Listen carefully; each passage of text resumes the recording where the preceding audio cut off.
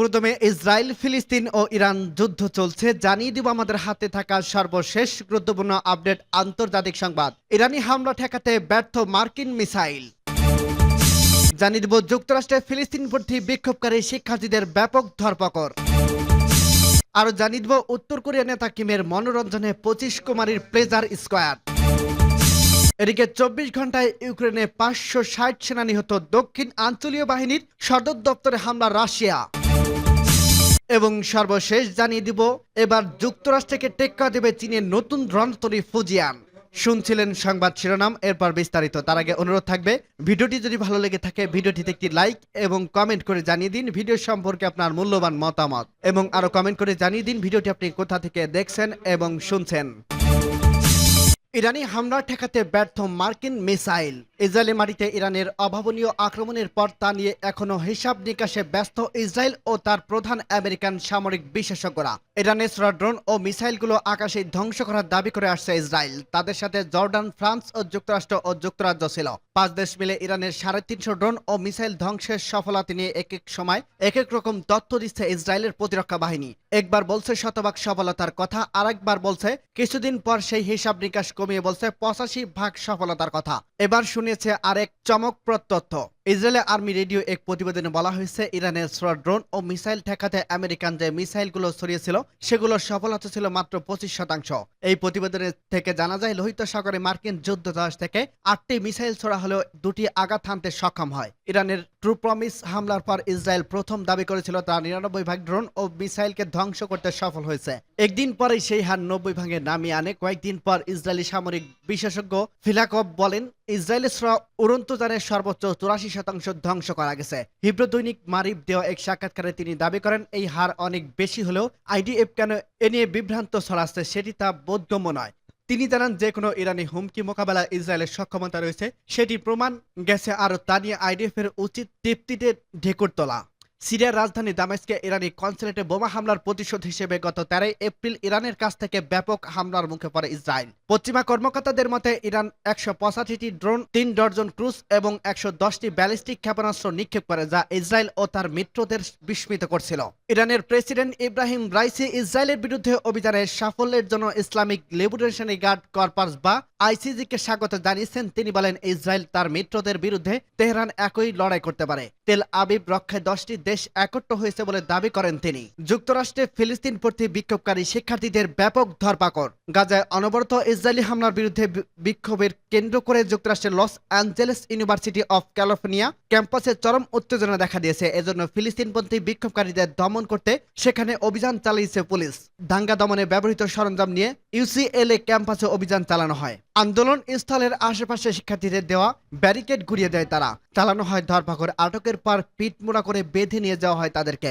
বিশ্ববিদ্যালয় জুড়ে তখন বিক্ষোভকারীদের স্লোগান, আমাদের ক্যাম্পাস ছেড়ে যাও। ইউসিএল এর ক্যাম্পাসের এই চিত্র স্থানীয় সময় বুধবার রাতের। তবে কত শিক্ষার্থীকে আটক করা হয়েছে তা তাৎক্ষণিকভাবে জানা যায়নি। বিক্ষোভকারীদের আটক করে নিয়ে যাওয়ার সময় পুলিশের সামনে মানব দেওয়াল তৈরি করেন শিক্ষার্থীরা। ক্যাম্পাসের বাইরে জড়হান স্লোগান দেওয়ার আন্দোলনকারীদের ছত্রভঙ্গ করে আলোর ঝলকানি যুক্ত বিকট বিস্ফোরণ ঘটায় পুলিশ। এছাড়া পুলিশ রাবার বুলেট ছুড়েন বলে অভিযোগ রয়েছে আন্দোলনকারীদের। যুক্তরাষ্ট্র জুড়ে বিভিন্ন বিশ্ববিদ্যালয়ে ইসরায়েল বিরোধী যে বিক্ষোভ চলছে তারই ধারাবাহিকতায় ইউএসএল ক্যাম্পাসে নানা কর্মসূচি পালন করছে শিক্ষার্থীরা। এর মধ্যে গত মঙ্গলবার রাতে তাদের ওপর লাঠিসোঁটা নিয়ে হামলা চালানো বিশ্ববিদ্যালয়ে ইসরায়েলপন্থী শিক্ষার্থীরা। এরপর সেখানে পুলিশ অভিযান ও ধরপাকড় শুরু করে। পুলিশ শিক্ষার্থীদের উপর চড়াও হয়ে বিক্ষোভ থামাতে পারছে না, বরং যুক্তরাষ্ট্রের নতুন নতুন বিশ্ববিদ্যালয়ে বিক্ষোভ ছড়িয়ে পড়ছে। বর্তমানে যুক্তরাষ্ট্রের প্রায় 50টির বিশ্ববিদ্যালয়ে কর্মসূচি পালন করছে শিক্ষার্থীরা।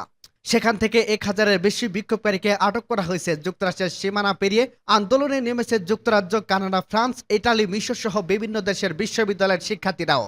উত্তর কোরিয়ার নেতা কিমের মনোরঞ্জনে 25 কুমারীর প্লেজার স্কোয়াড। উত্তর কোরিয়ার সর্বোচ্চ নেতা কিম জং উন বিশ্বের অন্যতম প্রতাপশালী শাসকদের অন্যতম তিনি। তার রয়েছে বিশেষ কিছু স্টাইল। মরণের ভয়ে বিমানে ওঠেন না তিনি। বিশেষ সফরের জন্য রয়েছে বিশেষ ট্রেন। এই ট্রেনে চাপিয়ে বেড়ান বিভিন্ন এলাকা। প্রভাবশালী এই নেতার মনোরঞ্জনের জন্য রয়েছে প্লেজার স্কোয়াড। তিনি প্রতি বছর এ দলে যুক্ত করা হয় কুমারী তরুণীদের। দ্য মিররের এক প্রতিবেদনে এ তথ্য জানানো হয়েছে। প্রতিবেদনে বলা হয়েছে, প্লেজার স্কোয়াডে প্রতি বছর নতুন সদস্যদের যুক্ত করা হয়। প্রতি বছর এই দলে থাকেন 25 জন কুমারী। বছর গেলেই করা হয় বদল। নতুন করে আরো 25 তরুণীকে যুক্ত করা হয়। এজন্য দেখা হয় বিশেষ গুণাবলী। ইউনিমি পার্ক জানিয়েছে মনোরঞ্জনের দলে যুক্ত করার জন্য তরুণীদের সৌন্দর্য ও রাজনৈতিক লয়ালিটির বিষয় দেখা হয়। এজন্য বাছাই করা হয় দেশের সেরা সুন্দরীদের, যাতে করে কোনো সুন্দরী এ থেকে বাদ পড়ে না যায়। এজন্য সর্বত্রই চালানো হয় অভিযান। সংবাদ মাধ্যম ডেইলি স্টার জানিয়েছে, কোনো তরুণী একবার বাছাই করা হলে তার পারিবারিক অবস্থা খোঁজ নেওয়া হয়, এরপর বিবেচনা রাখা হয় রাজনৈতিক অবস্থানও। এছাড়া এসব তরুণীদের করা আত্মীয় উত্তর কোরিয়া থেকে পালিয়ে গেলে বা দক্ষিণ কোরিয়া সহ অন্যান্য দেশে আত্মীয় স্বজন থাকলে তাকে বাদ দিয়ে দেওয়া হয়। এসব প্রক্রিয়ার পর তরুণীদের কুমারিত্ব পরীক্ষা করা হয়। কুমারিত্ব নিশ্চিতের পর তরুণীদের আরেকটি কঠিন চিকিৎসার মুখোমুখি করা হয়। এই পরীক্ষায় ছোটখাটো অসম্পূর্ণতা সহ শরীরের কোথাও কোনো খুঁত আছে কিনা তা যাচাই করা হয়। এসব যে কোনো কিছু পরীক্ষায় চিহ্নিত হলে অযোগ্য বিবেচিত হতে পারেন যে কোনো তরুণী। কয়েক ধাপ চালানো এসব পরীক্ষার পর হাতে গোনা কয়েকজন তরুণীকে বাছাই করার পর তাদের রাজধানী পিয়ংইয়ং এ পাঠানো হয়। নির্বাচিত এসব তরুণীদের কাজ হলো কেবল কিমকে খুশি রাখা। উত্তর কোরিয়ার প্রয়াত নেতা কিম জং উন ইহেল বিশ্বাস তরুণীদের সঙ্গে যৌন ঘনিষ্ঠতা তাকে অমরত্ব দেবে, যদিও এই নেতা 2011 সালে হার্ট অ্যাটাকে মারা যান। পার্কস জানায়, কিম জং ইল 1970 দশকের এর প্লেজার স্কটের ধারণা তৈরি করেছিলেন। তিনি ভেবেছিলেন, যদি আমি কিছু সুন্দরী মেয়েকে বাছাই করি এবং তাদের আমরা বাবা কিম ইল সুং যেখানে থাকেন সেখানে রাখি, তবে তিনি এটি খুব আনন্দময় মনে করতে পারেন। এমন ধারণা থেকে তিনি সুন্দরী মহিলাদের বাছাই করেন এবং ইল সুং এর রিসোর্টে তাকে পাঠিয়ে দেন। কিম ইল সুং বিষয়টি এটা তাই পছন্দ করেছিলেন যে এজন্য তিনি কিম জং ইলকে তার উত্তরসূরি হিসেবে মনোনীত করছিলেন। 24 ঘন্টায় ইউক্রেনে 560 সেনা নিহত। দক্ষিণ আঞ্চলীয় বাহিনীর সদর দপ্তরে হামলা রাশিয়া। জব্দ করা ন্যাটোর সামরিক অস্ত্র প্রদর্শন মস্কোতে বারোটিনের শহরে নিয়ন্ত্রণ নিচ্ছে রাশিয়া। রাশিয়া বুধবার বলছে যে তারা ইউক্রেনের সেনাবাহিনী দক্ষিণ গ্রুপের সদর দপ্তরে আঘাত করছে, যা ওডেসা বন্দরে অবস্থিত। কেবল সেখানে একটি ক্ষেপণাস্ত্র হামলায় 3 জন নিহত হয়েছে বলে জানিয়েছেন তিনি। রাশিয়ার প্রতিরক্ষা মন্ত্রণালয় বলছে, ইউক্রেনের সশস্ত্র বাহিনী দক্ষিণ গ্রুপিং এর অপারেশনাল কমান্ডের সদর দপ্তরে অপারেশনাল এবং কৌশলগত বিমান চালানো, ক্ষেপণাস্ত্র বাহিনী এবং অ্যার্টিলারি দ্বারা হামলা চালানো হয়েছে। তারা হামলার বিষয়ে আর কোনো তথ্য দেয়নি, তবে বলছে যে রাশিয়া বাহিনী পুরো ফ্রন্ট লাইনে তাদের অবস্থান উন্নত করছে। ইউক্রেনের প্রসিকিউটর বলছে যে ওডেসায় রাতারাতি হামলার আবাসিক ভবন এবং বেসামরিক অবকাঠামো ক্ষতিগ্রস্ত হয়েছে, যখন দক্ষিণ সামরিক কমান্ডো বলছে প্রশাসনিক ও আবাসিক ভবন, চিকিৎসা ও শিক্ষা প্রতিষ্ঠান ক্ষতিগ্রস্ত হয়েছে। 2 বছরের বেশি পুরনো যুদ্ধে ওডেসা প্রায়শ রাশিয়ার বাহিনীর লক্ষ্যবস্তু রয়েছে। শহরের বন্দর সুবিধা লক্ষ্য করে অনেক হামলা চালানো হয়েছে। এদিকে গত 24 ঘন্টার মধ্যে ইউক্রেনের বাহিনী রাশিয়ার ব্যাটালিয়ন গ্রুপ ইলেস্ট এলাকায় 110 জন সৈন্য হারিয়েছে। রাশিয়ার প্রতিরক্ষা মন্ত্রণালয় জানিয়েছে, প্রতিটি 2টি পিকআপ ট্রাক এবং একটি আউইটজার, একটি স্বচালিত আর্টিলারি সিস্টেম এবং একটি ইলেকট্রিক যুদ্ধ স্টেশন হারিয়েছে। ইউক্রেন বাহিনী 24 ঘন্টার মধ্যে রাশিয়ার ব্যাটালিয়ন গ্রুপের ওয়েস্টার্ন দায়িত্ব অঞ্চলে 30 জন সৈন্য হারিয়েছে। এতে আরো বলা হয়েছে, শত্রুরা প্রায় 400 সৈন্য, 60টি মোটর গাড়ি, 2টি হাউইটজার এবং 3টি ইলেকট্রিক ওয়ারফেয়ার স্টেশন হারিয়েছে। ইউক্রেন বিশেষ সামরিক অভিযানে রাশিয়ার বিমান প্রতিরক্ষা ব্যবস্থা 24 ঘন্টার মধ্যে 29টি ইউক্রেনের ড্রোন ধ্বংস করছে এবং 5টি ফরাসি তৈরি AASM হ্যামার স্মার্ট বোমা এবং একটি উরাগান রকেট গুলি করে ভূপাতিত করা হয়। রাশিয়ার প্রতিরক্ষা মন্ত্রণালয় এসব তথ্য জানিয়েছে। বারোটিনের শহরে নিয়ন্ত্রণ করছে রাশিয়া। ইউক্রেনের সেনাবাহিনী জাপোরোজিয়া অঞ্চলে কৌশলগত গুরুত্বপূর্ণ শহর বারোটিনের উপর প্রায় সম্পূর্ণ নিয়ন্ত্রণ হারিয়ে ফেলছে। এরই মধ্যে গ্রামের উত্তর উপকণ্ঠে রাশিয়ার পতাকা উত্তোলন করা হয়েছে। We are together with Russia আন্দোলনের নেতা ভ্লাদিমির রোঘভ কমসোলাস্কুয়া প্রভাত রেডিওকে বলেছেন, যুক্তরাষ্ট্রকে টেক্কা দেবে চীনের নতুন রণতরী ফুজিয়ান। বুধবার চীনের রাষ্ট্রীয় গণমাধ্যম সিনহুয়া জানায়, যুক্তরাষ্ট্রের সঙ্গে সামরিক প্রতিযোগিতার অংশ হিসেবে এই রণতরী নির্মাণ করছে চীন। সমুদ্রের মহড়ার সময় রণতরী প্রিপারেশন ও ইলেকট্রনিক সিস্টেমের নির্ভরযোগ্যতা এবং স্থিতিশীলতা পরীক্ষা করা হবে। 2022 সালে এই যুদ্ধজাহাজ উদ্বোধন হলে এবারই প্রথম সমুদ্রে পাঠানো হয়েছে ফুজিয়ানকে। ফুজিয়ান চীনের সর্বাধুনিক হলেও তা যুক্তরাষ্ট্রের সর্ববৃহৎ ও সর্বশেষ রণতরী। ইউএস জেরাল্ড ফোর্স থেকে কতটা এগিয়ে বা পিছিয়ে তা নিয়ে এক প্রতিবেদনে প্রকাশ করা হয়েছে মার্কিন গণমাধ্যম CNN।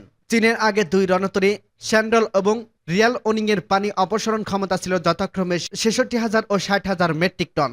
বিপরীতে নতুন ফিজার পানি অপসারণ ক্ষমতা 80,000 মেট্রিক টন। নিঃসন্দেহে ফুজিয়ান চীনের পিপলস লিবারেশন আর্মির সক্ষমতা এক নতুন মাইল ফলক। CNN জানিয়েছে, পানি অপসারণের দিক থেকে ফুজিয়ান থেকে জেরাল্ড ফোর্ড যেখানে 75টি যুদ্ধবিমান ধারণ ক্ষমতা করতে পারে, সেখানে ফুজিয়ান সক্ষমতা 60টিতে সীমাবদ্ধ। ফুজিয়ান যুদ্ধবিমান উন্নয়নের কাজে ব্যবহৃত ক্যাটপুল্টো ইলেকট্রোম্যাগনেটিক জেরাল্ড ফোর্ডে এই সুবিধা থাকলেও অন্যান্য মার্কিন রণতরীতে এটি নেই। মার্কিন রণতরী পারমাণবিক শক্তির পরিচালিত, যার ফলে দীর্ঘ সময় সমুদ্র থাকতে পারে।